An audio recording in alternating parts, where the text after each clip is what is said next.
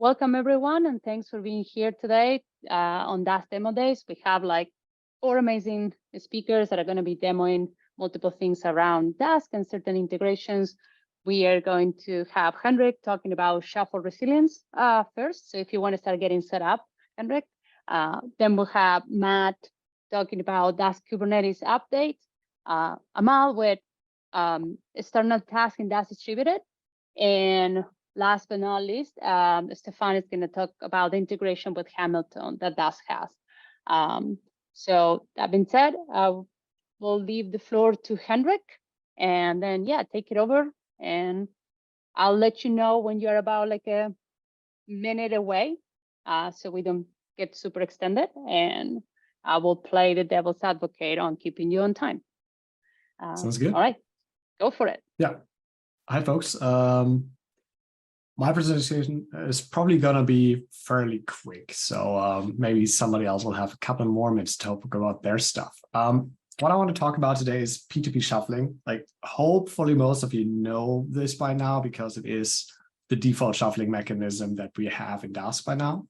And it's been around for a couple of versions as the default. Some people love it because it's fast. Some people don't love it because it has one big problem, and that big problem is P2P shuffling just flat out fails as soon as one participating worker leaves. This means if you're using large clusters, if you're using spot instances, chances are some shuffle you're running will likely fail at some point in time. So let's just have a look at what this would mean. So here I have a coil cluster set up. It's 50 machines that I'm running. Hopefully you can kind of see what's going on. Essentially, I'm just taking some workload, loading in a big data frame and starting a shuffle. And now I'll just segfault a couple of those workers.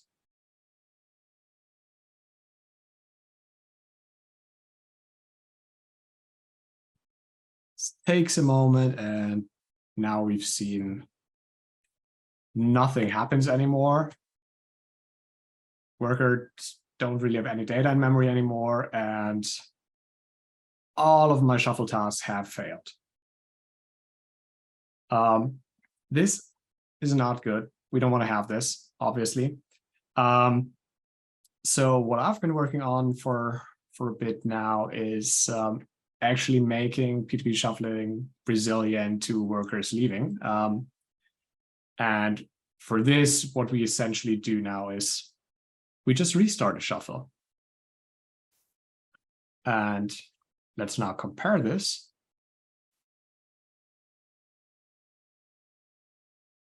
So if we take a look at another cluster that runs with the current branch of the PR that I have,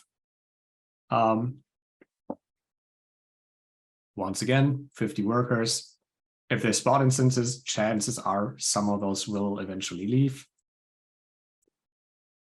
We've started our shuffle. Things are happening. So let's just do the same thing here and kill some workers. Once again, this takes a bit of time.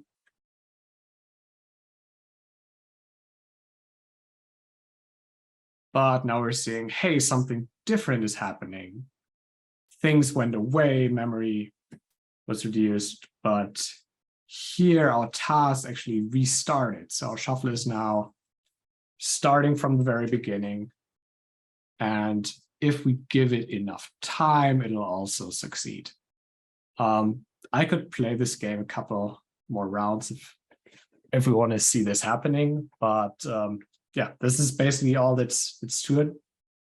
Once this PR is merged, shuffles will be able to restart, and spot instances will become more usable in combination with P2P shuffling.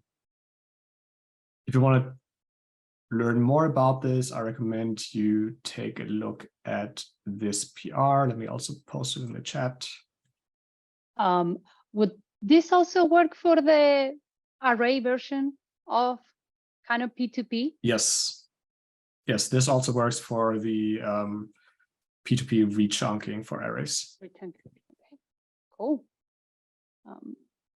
Any other questions for Hendrik? We have time. All right, I don't see any questions. So going once, going twice, done. If that's the case, then I have a question. Who here is using P2P shuffling? That's a great question. Well, is it If you're by not default? using it, why? It is on by default. So if you've upgraded to, I don't know the exact number, but some version within the last 3 months or so, you should be using it, or like you should be using it by default. So if you haven't changed anything in your data frame shuffles, this is probably what you'll be using. But some people also have turned it off. For example, if you're using 5,000 machine clusters with spot instances, you just had a very, very bad time until now. I wonder if it would be a good maybe community issue and stuff, like kind of sharing this also in an update maybe on the try P2P community issue, because I know that one has some traction. So just mentioning this or reposting there, and maybe also inviting to people, say, hey, if you turn it off, why? It might be a good, also a good tweet that it could be going out there. But yeah, any feedback, if you know someone using P2P or like turn it off, let Hendrik know. All right, so there are no more questions. Then we're gonna move to our next presenter. Matt is gonna give us an update on Dask-Kubernetes. So take it over, Matt. Yeah, today I'm going to give you an update on the Dask operator. If you don't know what it is, it's just another way to get a Dask cluster on Kubernetes. So the first thing you need to do is actually have Kubernetes on your computer or wherever you just need access to Kubernetes. So I'm using Kind to get a Kubernetes cluster. And just let that go.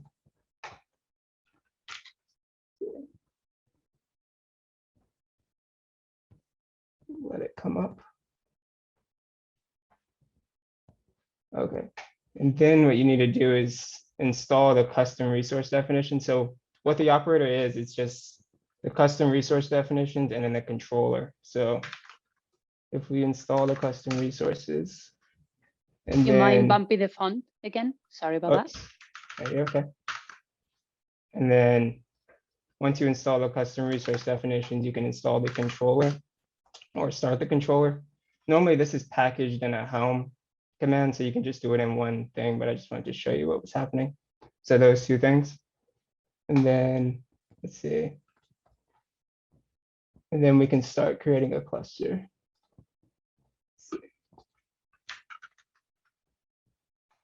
Just split these tabs real quick.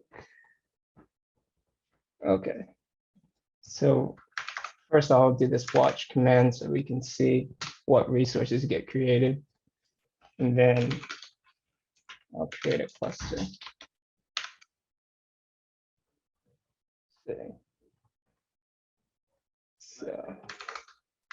So import that. And then create a cluster with one worker.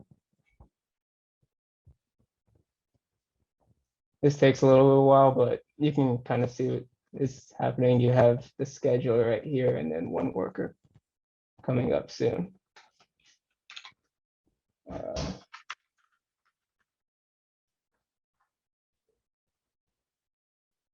Almost there. But I can show you right now, it's just these custom resource definitions. So as soon as you instantiate this kube cluster object, it creates a Dask cluster custom resource. And then the controller, which was here before, it has all these logs of what's been created. But once you create that Dask cluster custom resource, the controller picks it up and then creates the deployments and the services and whatnot. But yeah, that's up now. So yeah. One new thing that you can do is so you can scale your cluster from the the cluster manager, but you can also scale from the terminal, like with cube control. So cube control scale this foo cluster. You can scale it 4 workers, and then you get 4 workers here coming up.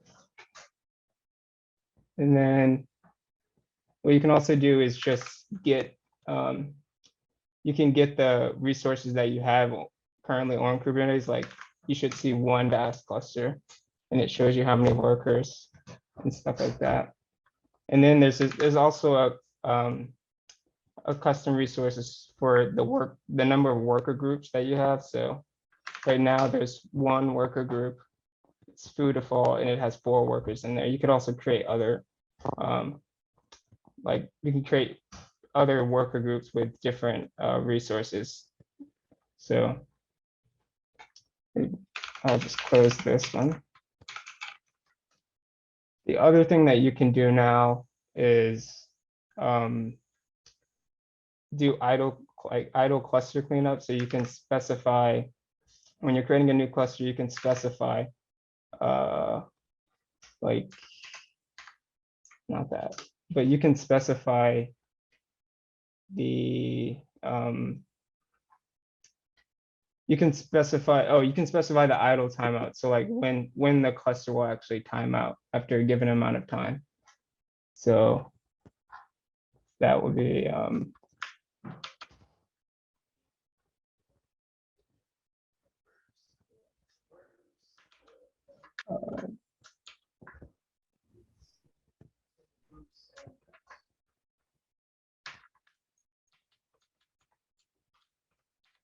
oh, sorry. Yeah. So you could do something like this.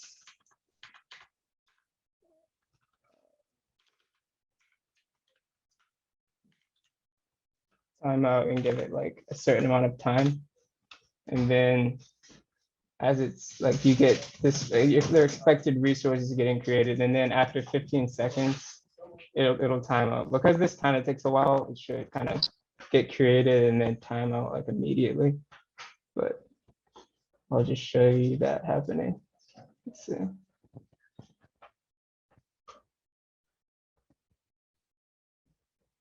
Okay, yeah. So it goes away. Okay, and then the last thing I want to show you is label propagation from the cluster custom resource to like the worker group. So if we do this, and then what we're going to do is create a spec. There's different ways you can create the cluster. You can do it, you're specifying those arguments there, or you can create a spec first. So this is a spec. This is what it looks like, the cluster spec. You can kind of look into some of this stuff on the documentation, but it has like 1 worker being created and that kind of stuff. But what you can do is you can insert a label into this spec. Like this will have a label foo, which is set to bar. And then if we create the cluster from the like a custom spec, we can do that. Let's see.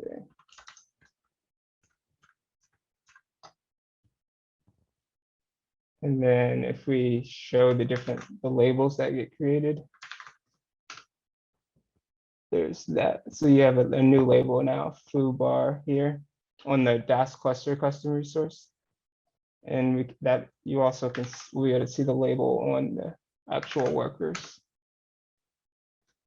That's a little hard to see, but the labels are here. So you have a label here and on the worker too here. Yeah, so yeah, that's it for like updates. Do we have any questions?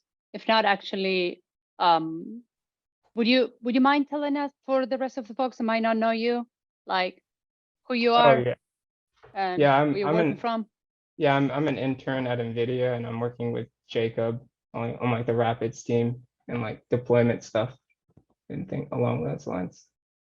We are going to hand it over to Amal, who's going to be talking about external tasks in Dask Distributed. Amal, take it over. Also, let us know who you are and who you're working for and your connection with the community. So then we all get to learn from you. So, hi all, my name is Amal. I am from Argonne. I just started my postdoc position there. The work I'm presenting here was done as a part of my PhD with CEA at France. So, can you see my screen? Yes. Yes, okay, that's great. So actually the main motivation of this work is to use Dask for HPC analytics, data analytics. So for just to give an idea, actually in HPC, we have like a running simulation represented by MPI processes here. It generates data, save it to the parallel file system, and then we can use Dask for analyzing those data. And because of like the IO bottleneck, we can actually do the analytics in the same platform as the simulations. And then we only write like small analytics and small diagnostics and results that are interesting to the parallel file system. So the main idea is that we try to like make Dask here in the middle and couple it with a running MPI simulation. So the challenges actually, there are a lot of challenges over there. So the simulations are built on message passing model. However, Dask is task-based. There are different concepts of data, communications, time, and so on. So we had to have like a deep understanding of how Dask works to be able to couple it with the simulation. So we could, and we have implemented this version like to directly couple with Dask. So the idea is that we're going to have this running simulation in the bottom and a complete Dask instance in the top.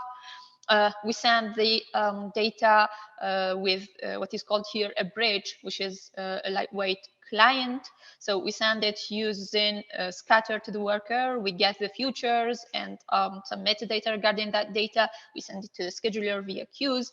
And then the analytics client will get back this data and create task graphs on that. However, in simulations, we can have like hundreds and thousands of processes. So we have to instantiate as many clients as that, and having a lot of them sending a lot of metadata to the scheduler will make it just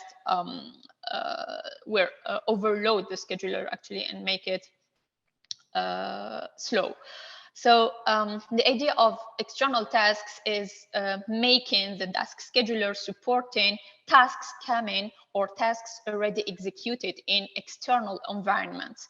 So here the task will be like some simulation task, and Dask will actually know about those tasks but will not run them.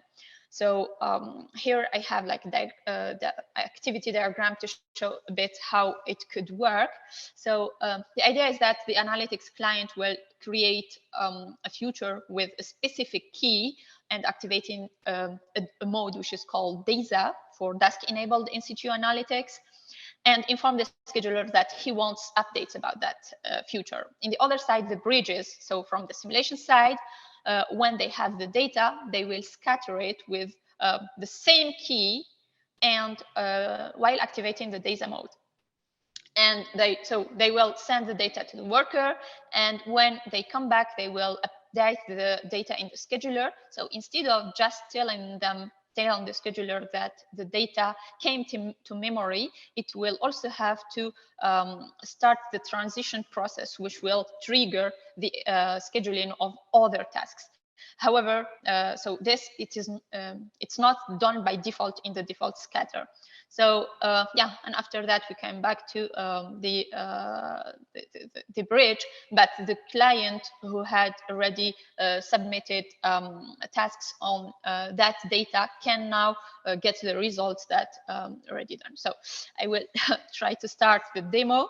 So here I will create a local cluster and create a future. Like I will show you that it will not work. Actually, it does not work in Dask this way, because, for example, if I specify a key here, when I create the future and tell the scheduler about it, it will stay independent status, and that's normal because there is no work to do.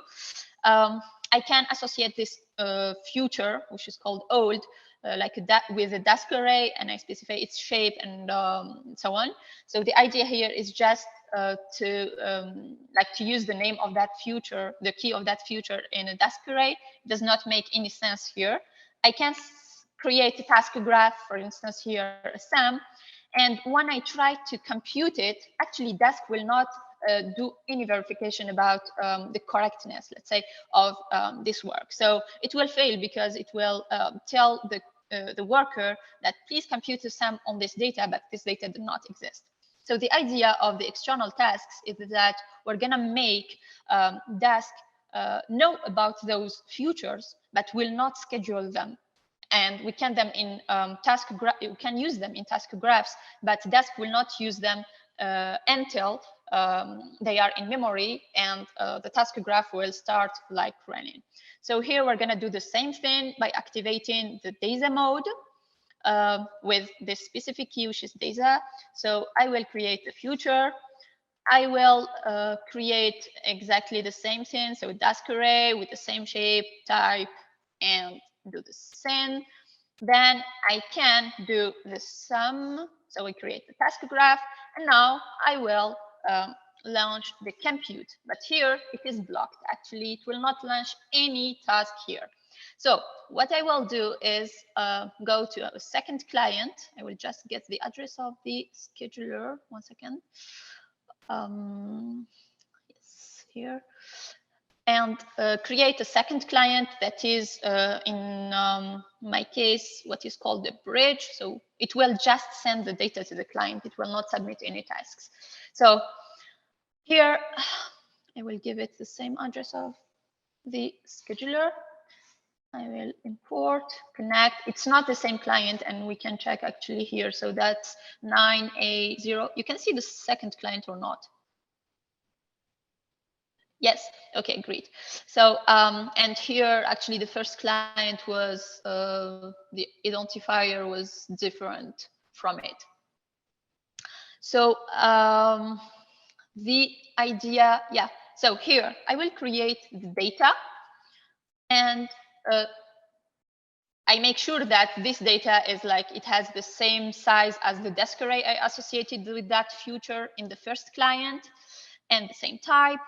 And then I will send the data from this external client via scatter with the same key, and of course with activating the same DASA mode that will make sure to start the transition process in the scheduler, so that the SAM that I submitted from the first client will work.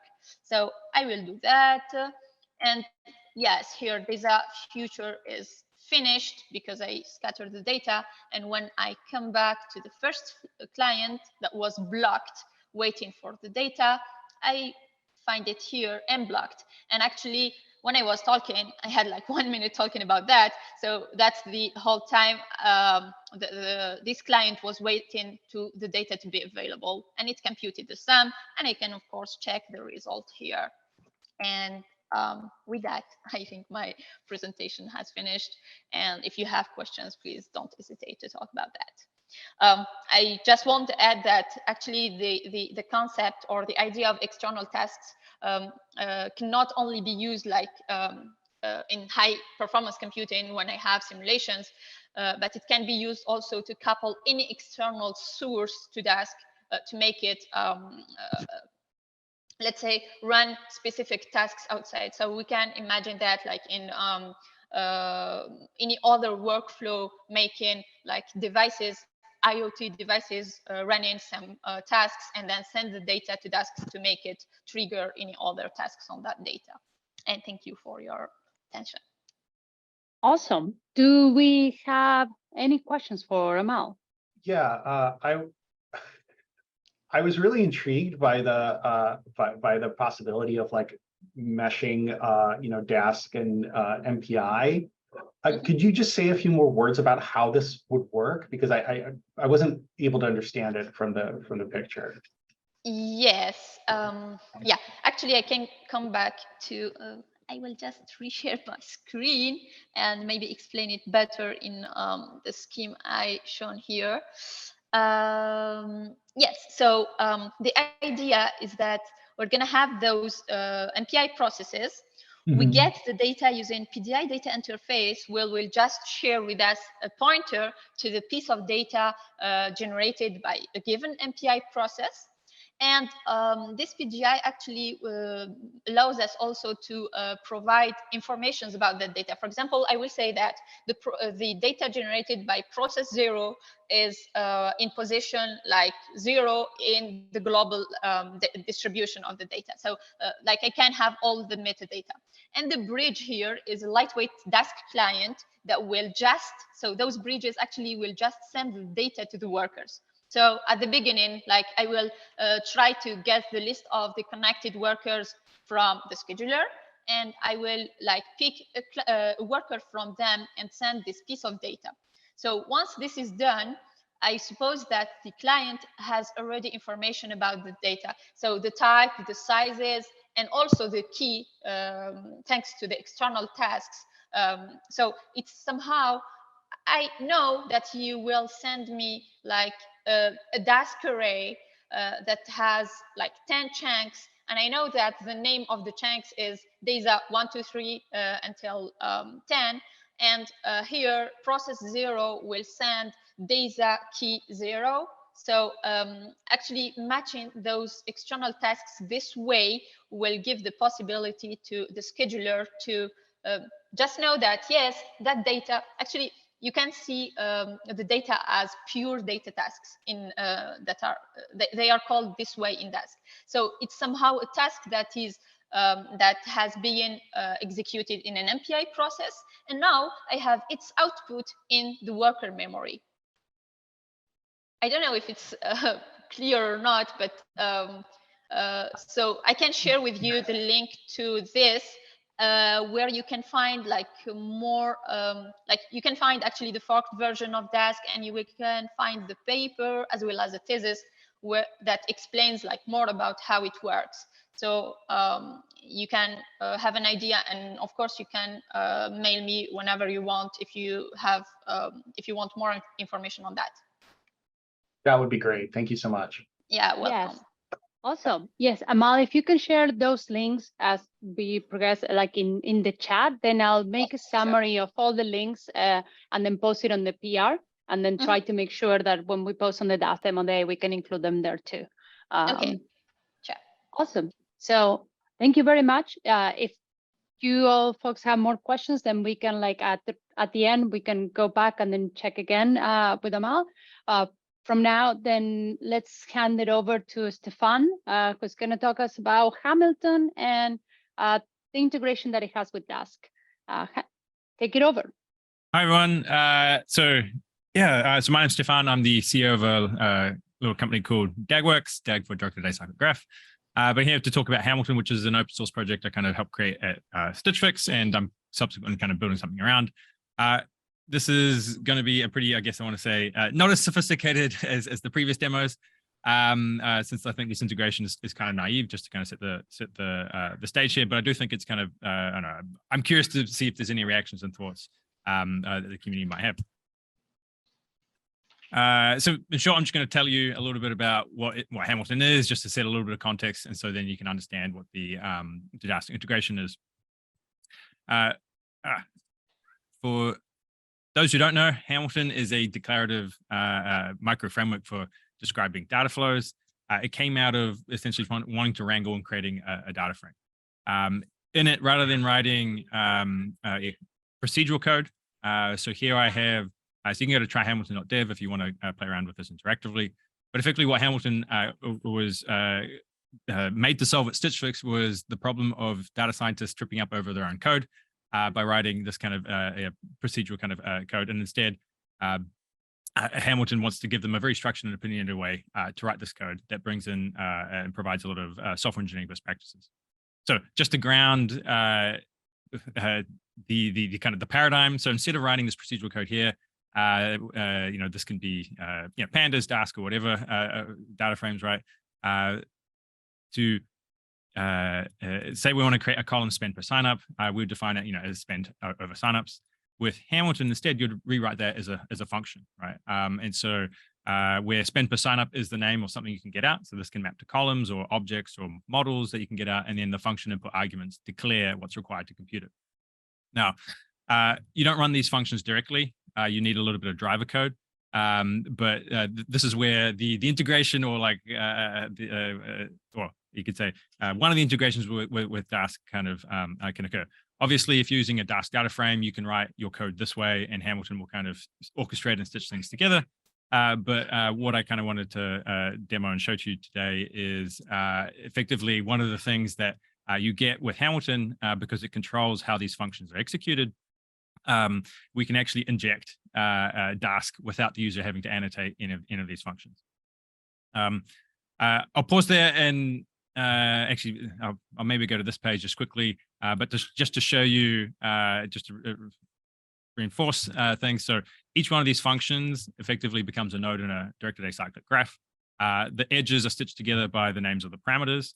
And what Hamilton's doing when you create a driver is effectively building this kind of plan of how things connect, but then only when you come to execute, when you ask something to be executed, it will actually walk and figure out the right path to execute things. So very useful for feature engineering.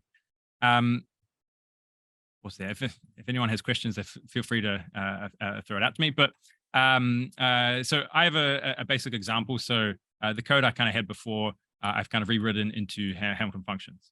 Now, just to make sure that this demo kind of works, with Dask tasks or Dask delayed, I have to put in a bunch of sleeps here just to make this demo show that Dask is actually parallelizing things, because otherwise Hamilton computes things in a sequential kind of manner.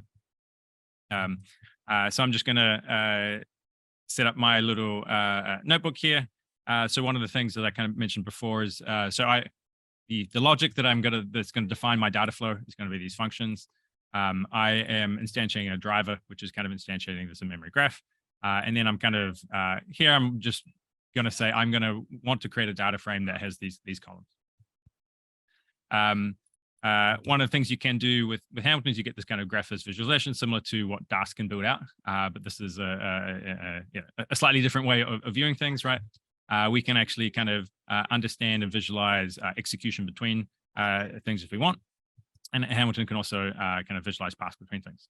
And so what I'm going to show you here is that just by executing this graph here, things should take roughly about 9 seconds, because I have three paths that can be parallelized, and they have a sleep there for 3 seconds. So if it's in serial, it's going to be add them all up, you're going to get around 9 seconds. Now, this is where the integration with Dask is. It's pretty basic, right? I have to set up my little cluster, but in terms of annotating that code, I don't have to do anything. I just have to tell Hamilton hey, I want to walk this DAG slightly differently. And so we have this concept of a graph adapter, and so what I'm effectively doing is when I'm instantiating the driver and passing this adapter, which will augment when execute runs what actually happens.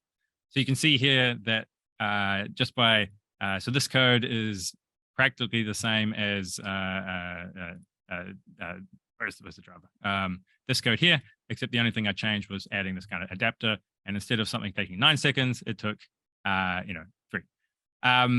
So pretty basic. I want to say with Hamilton, this is where just to view, you can actually, people use it for end-to-end machine learning workflows. So you can do this is probably doesn't look too great on the screen, but effectively you can kind of see here that this is an end-to-end machine learning workflow. There's a bunch of feature engineering that happens, but then there's also some model building that happens. Reiterate just like kind of how the Dask integration works, right? You write these functions, you tell Hamilton how to instantiate this DAG, then how to walk it, and then Hamilton figures out the path, and then when it kind of comes to a function, it effectively wraps it in Dask delayed. That was a very short demo. Hopefully you guys followed. And so questions I have for people is more like, hey, is this interesting? at all, because I do think it's kind of from a platform perspective, because being on a team at Stitch Fix, being able to separate how things run from definitions is kind of an interesting concept, right? The other is there performance aspects that could be interesting by separating the plane of things. Maybe the answer is just use the data frame data type instead, and like this isn't all that interesting. But then the computer scientist in me kind of wants to ask the question is, with Hamilton, we have naively, effectively, wrapped each one of these functions in a Dask delayed. They don't always make sense if they're really small functions, right? So can we more optimally, you could say, group things in a way that actually corresponds to something that we can kind of farm out to task delayed? So effectively, can we determine which nodes to fuse?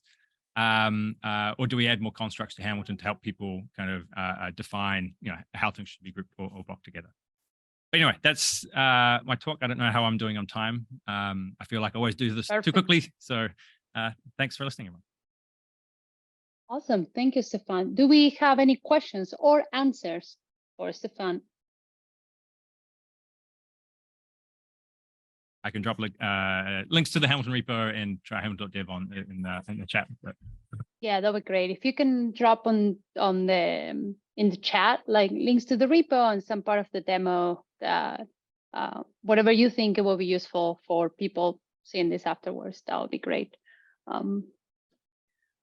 Do folks have any questions? Or any reactions? Or reactions? Looks yeah, interesting.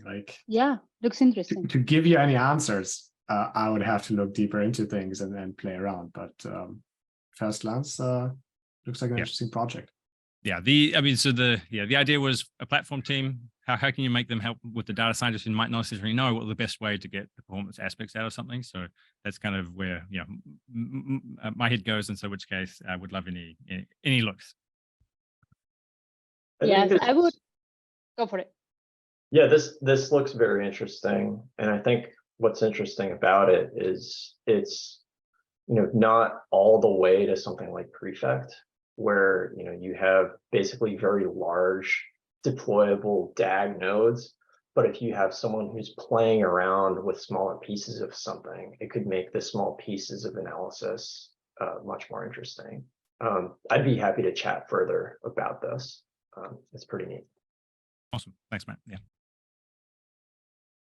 Yes, I would also encourage, like, if you're looking for like more, I would say like code feedback or things like that, like I would encourage you to attend like the next Dask community meeting, where like there's more maintainers and contributors. So that happens the first Thursday of every month.